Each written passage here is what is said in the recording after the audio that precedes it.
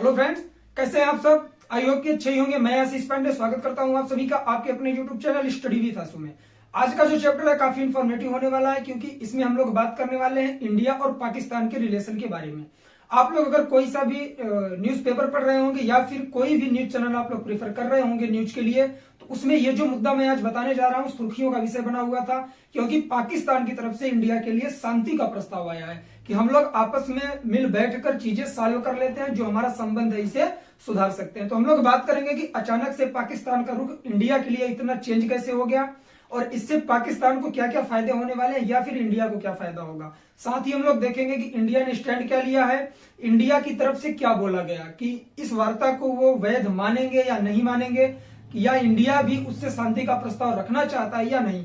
सारी चीजें हम लोग क्लियर करेंगे। अब बात करते हैं कि ये हम लोगों को पढ़ना जरूरी क्यों है।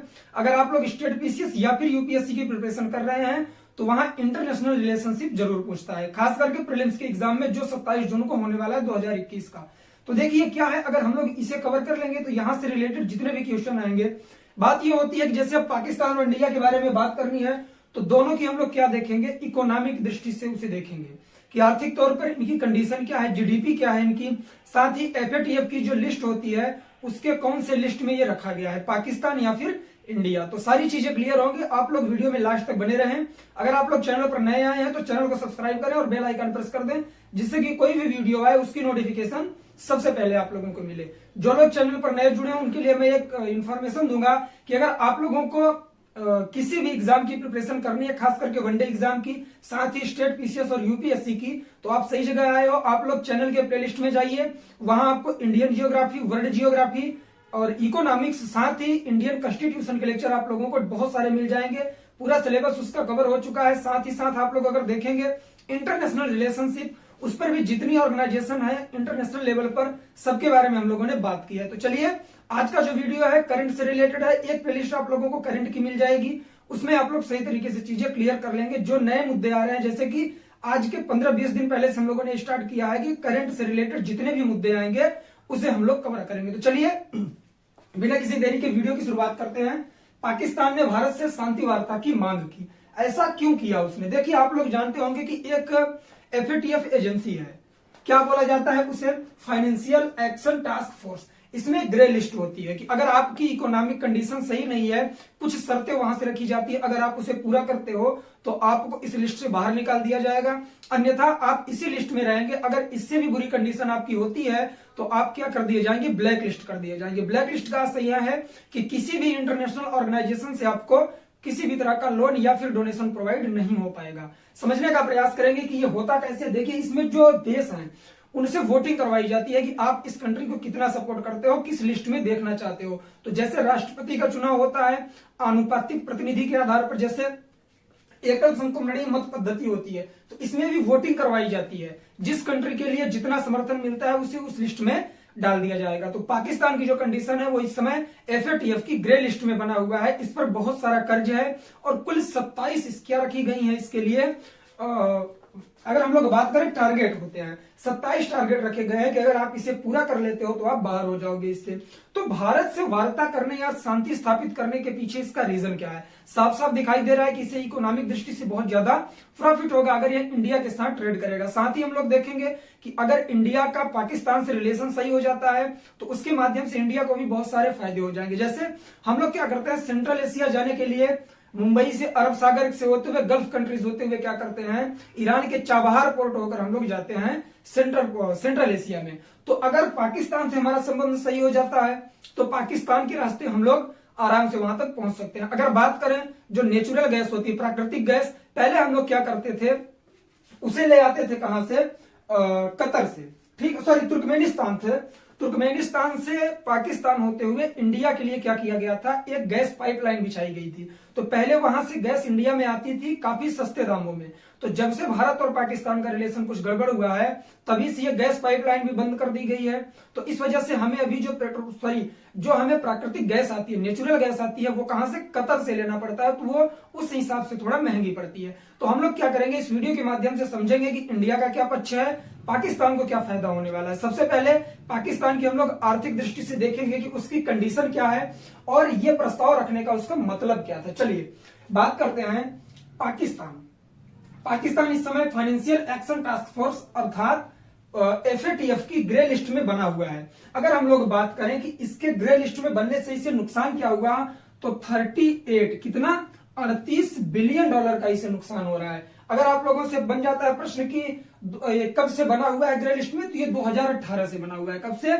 जून 2018 से। इसमें फरवरी 2020 में इसे चेतावनी दी गई थी FATF की तरफ से कि आप सभी 27 कार्यवाही बिंदुओं को पूरा करें, अन्यथा आपको ब्लैक लिस्ट में डाल दिया जाएगा।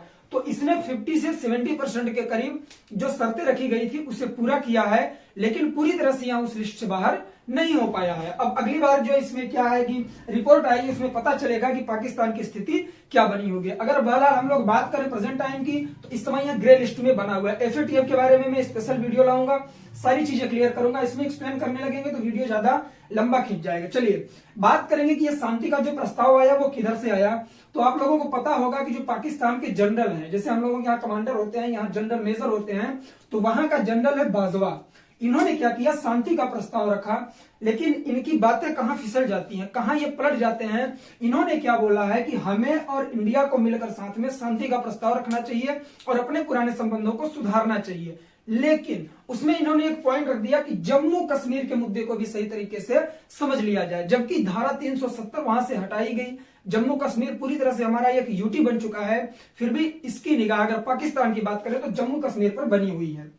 यही रीजन था। मैं आप लोगों को एक न्यूज मैंने पहले भी बताया था कि सऊदी अरब के बारे में आप सब जानते होंगे। सऊदी अरब वो भी एक इस्लामिक कंट्री है, लेकिन पाकिस्तान से बहुत दूर हो गया। रीजन क्या था कि जम्मू कश्मीर का जब मुद्दा बहुत तेजी से चल रहा था, UN में ले जाने की बात कर रहा था पाकिस्तान, तो उस समय सऊदी अरब से सपोर्ट मांग रहा था। सऊदी अरब ने कहा कि यह भारत का आंतरिक मामला है, इंडिया का आंतरिक मामला है, इसमें हम नहीं बोल सकते हैं। तो इस वजह से सऊदी अरब से भी इसके जो रिलेशन है कुछ गड़बड़ हो गए हैं और सऊदी अरब भारत की तरफ इस समय झुका हुआ है। तो आगे बढ़ेंगे। पाकिस्तान की अर्थव्यवस्था सुधारने के लिए ADB और वर्ल्ड बैंक ने $500 मिलियन का ऋण दिया था इसे। क्या देखिए, मैंने अभी बात की ना कि अगर ये ब्लैक लिस्ट में चला जाता तो इसे किसी भी ऑर्गेनाइजेशन के द्वारा या फिर किसी संस्था या फिर किसी भी तरह से फंड नहीं मिलता। अभी ये ग्रे लिस्ट में है, इस वजह से इसे कुछ लोन प्रोवाइड किया जाता है कि आप अपनी इकोनॉमिक कंडीशन जो है उसे सुधार सकते हो। तो उसके लिए इसने क्या किया, ADB और वर्ल्ड बैंक। जो हमारे पुराने स्टूडेंट हैं उन्हें ये वर्ड सही लग रहा होगा, समझ रहे होंगे कि ADB और वर्ल्ड बैंक होता क्या है। देखिए, जो नए लोग, मैं आप लोगों को फिर से बोल दूं, अगर आप लोग चैनल के प्लेलिस्ट में जाएंगे, इंटरनेशनल ऑर्गेनाइजेशंस में जाएंगे, तो उसमें ADB और वर्ल्ड बैंक का अलग से आप लोगों को वीडियो मिल जाएगा। तो स्पेशली तौर पर इसी के लिए बनाया गया है। चीजें क्लियर करेंगे तभी यहां पर सब कुछ समझ में आएगा। मैं थोड़ी चीजें बता देता हूं। ADB का मतलब होता है एशियन डेवलपमेंट बैंक, एशियाई विकास बैंक होता है। मतलब एशिया की जितनी कंट्रियां हैं उन्हें यह क्या करता है, लोन प्रोवाइड करवाता है कि आप जो आपकी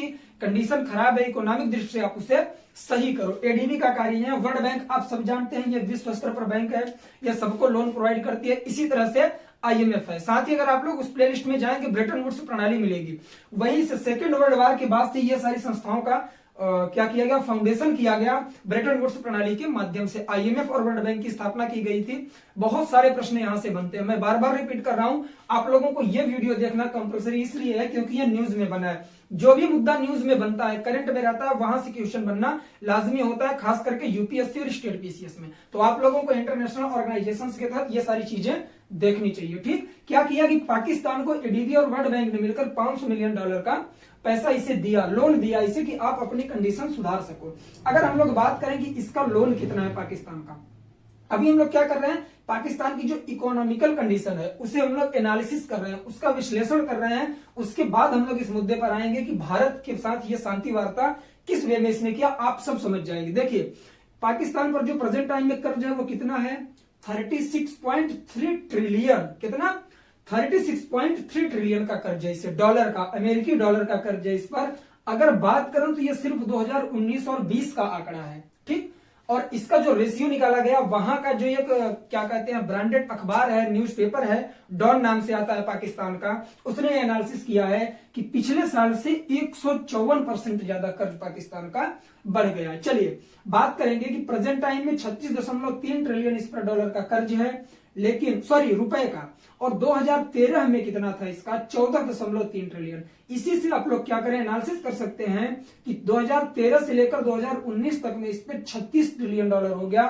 अगर बात करें 2013 की तो उसमें सिर्फ 14 था, 14.3 ट्रिलियन था। हर कंट्री के ऊपर लोन होता है, इंडिया के ऊपर भी लोन होता है, हर कंट्री ये होता है। लोन आपको तभी मिलता है, देखिए लोन ज्यादा तब मिला आपको जब आपकी साख अच्छी है। साख अच्छी बनाने के लिए क्या होगा, आपको जीडीपी सुधारनी पड़ेगी और अपने कंट्री के जो लोग हैं, पॉपुलेशन है आपकी, उस पर आपको बराबर ध्यान देना पड़ेगा, बेरोजगारी पर ध्यान देना पड़ेगा। साथ ही आप लोगों को देखना पड़ेगा कि गरीबी कहां से कितनी बनी हुई है, उसे कैसे सुधारा जा सकता है।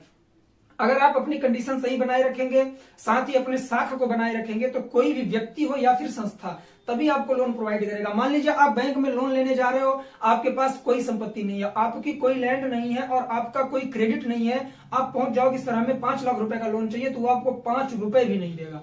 अगर उसने देखा कि हाँ आपकी मार्केट में क्रेडिट अच्छी है, आप बड़े बिजनेसमैन हैं या फिर आप गवर्नमेंट जॉब करते हैं, कुछ भी है, मतलब आपकी साख है, लोन उसी को मिलता है बैंक की तरफ से जिसके पास कुछ ऐसी संपत्ति होती है कि लोन आप अगर नहीं चुका पाते हैं तो उसकी कुर्की करके आपका वो क्या करेंगे, पूरी तरह से उससे अपने लोन की भरपाई कर लेंगे। ठीक, तो पाकिस्तान को लोन मिला ही अच्छी बात है क्योंकि उसका क्रेडिट था, बट प्रेजेंट टाइम में अगर हम लोग बात करें तो उसका क्रेडिट पूरी तरह से खत्म हो चुका है क्योंकि वहां की जो महंगाई है 14.6% ज्यादा बढ़ गई है। कितना, ये इतनी है नहीं, इतनी ज्यादा हुई है, पहले जितनी थी उससे 14.6% ज्यादा हो गई है। अगर बात करें तो पिछले 12 सालों में सबसे ज्यादा महंगाई पाकिस्तान में इस समय बनी हुई है। ठीक, प्रमुख अखबार मैंने यहां लिख भी दिया कि वहां का प्रमुख अखबार जो डॉन है वो यह मानता है, ये कोई फेक न्यूज नहीं है। हर देखिए मैं जो टॉपिक लेके आता हूं या फिर द हिंदू, इंडियन एक्सप्रेस, साथ ही जिस कंट्री के बारे में बात करता हूं वहां के न्यूज़पेपर में भी यह न्यूज सुर्खियों में बनी होती है, तभी मैं इस पर वीडियो शूट करता हूं। तो आप लोग परेशान नहीं होंगे, जितने फैक्ट मैं आप लोगों को बताऊंगा एक भी गलत नहीं होगा, तो बेफिक्र होकर नोट्स प्रिपेयर करिए और सही तरीके से प्रिपरेशन करिए। ठीक, चलिए बात की हम लोग कर्ज के बारे में, 2013 का कर्ज देखा, महंगाई देखा। अगर हम लोग बात करें खाद्य मुद्रास्फीति की, किसकी, खाद्य मुद्रास्फीति की, वहां तो 16.6%, 16.6% वहां खाद्य की चीजों में क्या है, महंगाई है। अगर वहां की पीसीआई देखें, पर व्यक्ति आय, जिसे हम लोग बोलते हैं पर कैपिटा इनकम, प्रति व्यक्ति आय, तो 16 देखिए $1625 थी, कब, पहले, लेकिन इससे गिरकर $1325 हो गई है। इसका आशय यह है कि वहां की जो इकोनॉमिकल कंडीशन है बहुत बुरी स्थिति में है, उसे सुधारने के लिए इसे क्या करना पड़ेगा कि अपने ट्रेड को बढ़ाना पड़ेगा, साथ ही जो इसके रिलेशन है पूरे वर्ल्ड में उनसे अपने अच्छे तरीके से उसे सुधारना पड़ेगा, तभी जाकर इसे लोन मिलेगा। जब लोन मिलता है तभी चीजें आगे बढ़ती हैं, आप कुछ नया कर सकते हो। जब तक कुछ नया नहीं करेगा पाकिस्तान इसी तरह से गर्त में फंसा रहेगा। ठीक, इसी के लिए उसने क्या किया कि भारत के पास शांति का प्रस्ताव भेजा। देखिए भारत से उसे फायदा क्या है, आप सब जानते हैं कि जो वाघा बॉर्डर है पूरी तरह से सील कर दिया गया है।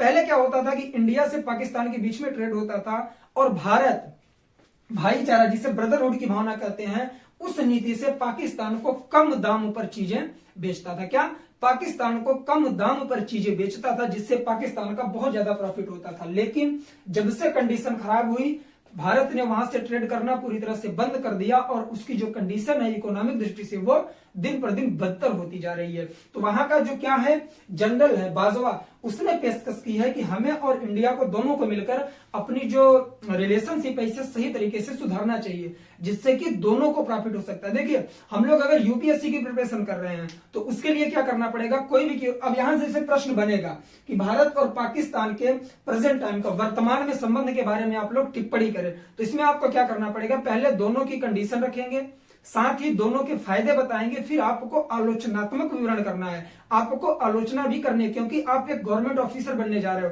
तो सारी चीजें आपको ध्यान रखना पड़ेगा। पहले आप लोग क्या करेंगे, इसमें उसके फायदे दिखाएंगे कि भारत को क्या क्या फायदा होने वाला है, उसके बाद आप लोग इसमें क्या करेंगे, उसके नुकसान भी दिखाएंगे या फिर पाकिस्तान के फायदे दिखाएंगे, सारी चीजें ध्यान देंगे। चलिए अब हम लोग बात करेंगे कि भारत ने इस पर क्या स्टैंड लिया है। भारत का कहना है कि आतंकवाद के साथ वार्ता संभव नहीं है, मतलब अगर आप लोगों को हमसे वार्ता करनी है तो सबसे पहले जो टेररिज्म है इसे खत्म करो। अगर आप लोगों ने आतंकवाद को खत्म कर दिया फिर मैं जाकर इसके बारे में कुछ सोचूंगा। भारत की तरफ से भी कोई टिप्पणी नहीं की गई है, यही वर्ड बोला गया कि आतंकवाद के साथ वार्ता संभव नहीं है, चीजें याद रखेंगे। ठीक, चलिए अब हम लोग बात करेंगे कि इंडिया को इससे क्या क्या प्रॉफिट हो सकता है, भारत को क्या क्या लाभ हो सकता है अगर वह पाकिस्तान से अपने संबंध को सुधार लेता। अब यहां से कई सारी चीजें निकल के आएंगी। देखिए मैंने स्टार्टिंग में वीडियो के बताया कि जो हमारी एक पॉलिसी बनाई गई है, कौन सी, कनेक्ट सेंट्रल एशिया पॉलिसी, कौन सी, कनेक्ट सेंट्रल एशिया पॉलिसी, इसमें हमें हेल्प मिलेगी। मैंने आप लोगों को बताया ना, देखिए मैं छोटा सा मैप बना रहा हूं यहां पर, ये हमारा क्या है, पश्चिमी भारत है, यहां क्या है, अरब सागर, ठीक, ये हमारा गुजरात है और ये महाराष्ट्र है। तो यहां से हम क्या करते हैं, पाकिस्तान की जो कंडीशन है यहां पर ऐसे करके है, ठीक। इसके बाद यहां से ईरान पड़ता है, इराक पड़ता है। हम लोग अभी क्या करते हैं कि यहां से अपनी बोट लेकर जाते हैं, जहाज यहां ईरान के चाबहार पोर्ट पर जाते हैं, फिर यहां से हम लोग सेंट्रल एशिया में जुड़ते हैं, ठीक। अगर पाकिस्तान से संबंध सही कर लिया जाए, अगर पाकिस्तान से संबंध सही कर लिया जाए तो यहां से न जाकर हम लोग क्या करेंगे, डायरेक्ट यहां गुजरात या फिर राजस्थान से ऐसे करके पाकिस्तान में प्रवेश कर जाएंगे और वहां से सीधे ऊपर हम अफगानिस्तान जाने के लिए क्या करते हैं, अरब सागर का यूज करते हैं। बहुत बड़ी बात है ये, अरब सागर न जाकर हम पाकिस्तान से होकर सीधे अफगानिस्तान से निकलकर सेंट्रल एशिया में क्या कर सकते हैं, अपना बिजनेस बढ़ा सकते हैं। अब मैं आप लोगों को बात करूं कि सेंट्रल एशिया इंपॉर्टेंट क्यों है। कल मैंने आप लोगों से बात की थी किसके बारे में, यूरोपीय यूनियन के बारे में। तो यूरोपीय यूनियन की जो कंट्रियां हैं वो आपस में क्या करती हैं, एक दूसरे पर ट्रेड फ्री करती हैं, क्या टैरिफ फ्री ट्रेड करती है, मतलब वहां कोई शुल्क नहीं लगता एक दूसरे कंट्री में, ना तो वहां वीजा, ना पासपोर्ट, ना कोई शुल्क लगता है। लेकिन उसमें से ब्रिटेन बहुत बड़ी कंट्री थी, तो बोरिस जॉनसन की सरकार जब ब्रिटेन में आई तो उन्होंने चुनावी वादा किया था कि मैं उससे बाहर हो जाऊंगा, तो वो बाहर हो चुके हैं। तो वहां पर इंडिया को बहुत बड़ा मार्केट मिलने वाला है, बिजनेस करने के लिए बहुत बड़ा मार्केट मिलने वाला है। इसलिए भारत ने एक पॉलिसी जारी की है, कौन सी, कनेक्ट सेंट्रल एशिया पॉलिसी। इसमें भारत को बहुत सारी हेल्प मिल सकती है पाकिस्तान के एक होने से। आप लोग अगर बात करें नाटो के बारे में, नॉर्थ अटलांटिक ट्रेटी ऑर्गेनाइजेशन जैसे बहुत सारी कंट्रियां जो अटलांटिक सागर से, महासागर से जुड़ी हुई हैं, उसकी पड़ोसी कंट्रियां वो आपस में क्या किया, एक समझौता किए हैं कि हम लोग क्या करेंगे, कोई भी ट्रेड करेंगे, कुछ भी करेंगे, एक दूसरे की सहमति से करेंगे।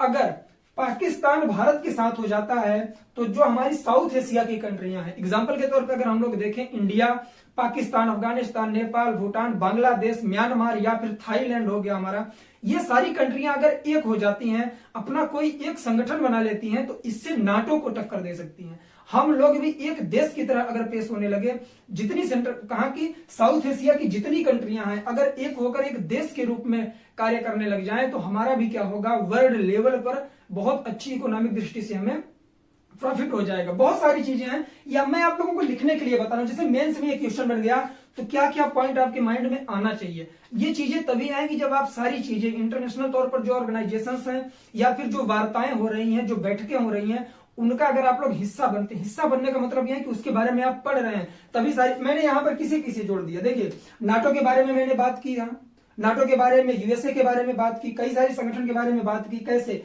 उसका एग्जाम्पल देखिए अगर आप लिखेंगे तो जो एग्जामिनर होगा उसके माइंड पर इफेक्ट पड़ेगा कि बंदे ने पढ़ाई सही तरीके से की है, ठीक। चलिए ये हो गया कि कनेक्ट सेंट्रल एशिया पॉलिसी में हेल्प मिलेगी। आगे बढ़ेंगे, तुर्कमेनिस्तान से सस्ती दर पर प्राकृतिक गैस मिल सकती है। इसके बारे में मैंने पहले ही बात कर ली थी वीडियो के स्टार्टिंग में। पहले क्या होता था कि तुर्कमेनिस्तान, पाकिस्तान और इंडिया तीनों के बीच में एक गैस पाइपलाइन डाली गई थी, वहां से नेचुरल गैस आती थी इंडिया के पास, कहां से, तुर्कमेनिस्तान से पाकिस्तान होकर। लेकिन जब हमारा संबंध पाकिस्तान से बिगड़ा तो वो गैस पाइपलाइन पूरी तरह से बंद कर दी गई, और उसके बदले में हमें भाई प्राकृतिक गैस तो चाहिए ही, तो हम क्या करते हैं, कतर से लाते हैं। कहां से, कतर से लाते हैं। तो तुर्कमेनिस्तान के हिसाब से कतर में जो प्राकृतिक गैस का प्राइस है वो महंगा है, तो इंडिया को बहुत ज्यादा इससे नुकसान हो रहा है, ठीक।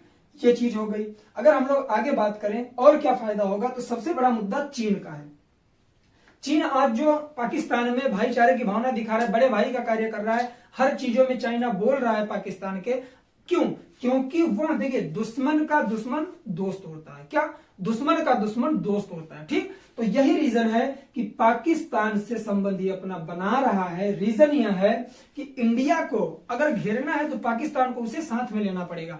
अगर पाकिस्तान इंडिया के साथ हो जाता है, इनका संबंध सही हो जाता है, तो चाइना को बाईकाट कर सकते हैं। चाइना से पाकिस्तान को कोई फायदा नहीं है, वो सिर्फ पाकिस्तान का यूज कर रहा है। ये आप लोगों को भी दिख रहा होगा न्यूज चैनल पर, अगर आप लोग सही तरीके से न्यूज डिबेट वगैरह देखते होंगे इंटरनेशनल लेवल के, ठीक। तो इससे क्या होगा, चाइना को भी हम लोग क्या कर सकते हैं, घेर सकते हैं चारों तरफ से। चलिए अब बात करेंगे एक मोस्ट इंपॉर्टेंट पॉइंट के बारे में। हमेशा क्या होता है, पाकिस्तान की तरफ से सीज फायर का उल्लंघन किया जाता है। अगर 2020 में हम लोग बात करें तो सबसे ज्यादा सीज फायर का उल्लंघन किया गया। तो इसमें क्या होता है, मान लीजिए उसने क्या किया, सीज फायर का उल्लंघन किया, तो हमें भी तो उसके अगेंस्ट में कुछ कार्य करना पड़ेगा। तो उसमें क्या होता है, एक्सपेंसेस होते हैं, पैसे खर्च होते हैं बहुत ज्यादा तौर पर, ठीक। तो वो पैसे हम लोग इसमें न लगाकर क्या करेंगे, सही तरीके से संबंध को सुधारने में और ट्रेड करने में लगा सकते हैं। ये सब पॉइंट मैं इसलिए बता रहा हूं कि जहां से आप लोग मेंस में चीजें लिख सको, और मेरे हिसाब से पूरी उम्मीद है कि यूपीएससी के मेंस में यहां से क्वेश्चन बनेगा। रीजन क्या है कि इंडिया और पाकिस्तान का जो मुद्दा होता है वो हमेशा सुर्खियों में बना रहता है, चाहे वो आज की बात करें, चाहे आज के 10 या 5 साल पहले की बात करें। तो इस वजह से पाकिस्तान और इंडिया से रिलेटेड कोई भी इंफॉर्मेटिव चीज मिले तुरंत उसे कलेक्ट किया करिए और अपने नोट क्या करेंगे, अपने नोट्स में उसे नोट डाउन कर लेंगे। ठीक, तो सीज फायर के उल्लंघन की वजह से होने वाले खर्च में भी कम किया जा सकता है।